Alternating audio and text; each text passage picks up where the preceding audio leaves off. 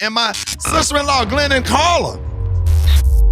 That's right. Glennon, y'all give it up and show your love for attorney Glennon Threatt in the building. Hey, Glennon, thank you, man. Did you watch the debate last night?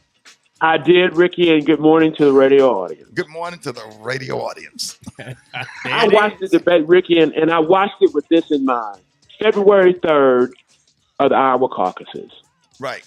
Tuesday, February the 11th is the New Hampshire primary, and March 3rd is Super Tuesday. So 40% of the delegates will be selected within the next 6 weeks. Wow. And so a lot of time for disagreement has ended. It's now time to coalesce around a common theme, which is to defeat the current president. And I was glad to see that the focus of the debate was less on differences and more on the thing that we have in common, which is trying to change the president.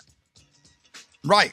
Right. So Glennon, what do you think between what is his name? Buttigieg. Yeah, Buttigieg, Elizabeth Warren, Bernie Sanders, Joe Biden. What do you think about Joe Biden's performance? Because he's supposed to black folks, connect Joe Biden to Barack Obama. So what do you think?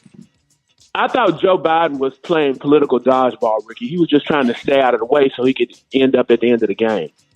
It's turned into almost musical chairs now where everybody is just trying to make sure that they have a seat at the end of the song. And so what Biden is trying to do now is stop people from attacking him, keep from making any gaffes. Like did you see when Klobuchar forgot the name of the governor of Colorado, of Kansas? Right. And so Biden is trying to avoid making any gaffes and saying anything that's going to make him appear in a negative light and just staying out of the way of the rest of the candidates and letting them bring down each other.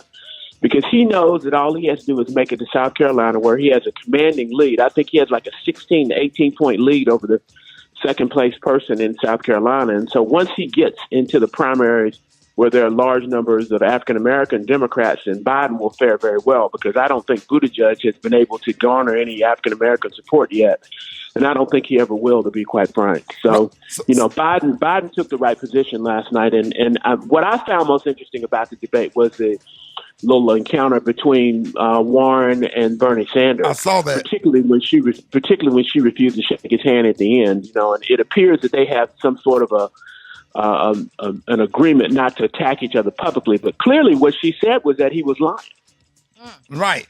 And Glennon, so the articles of impeachment is supposed to go from the House over to the Senate today. Can you just come on maybe like tomorrow just for 30 seconds and just kind of break that down, or what's going to happen? I'll be happy to do it, Ricky, because a lot of things are happening now. They got the Lev Parnas documents, and the Lev Parnas documents give additional ammunition to the claim that the president knew what was going on with respect to the pressure that was being put on President Zelensky in Ukraine to try and implicate and to publicly announce an investigation into the Biden family to assist President Trump in the 2020 election campaign. Right. And so I think that you've got 4 or 5 Republican senators that could vote in a way to allow there to be evidence and allow there to be witness testimony at the impeachment trial, as opposed to just being some sort of a perfunctory proceeding where nothing really new comes out.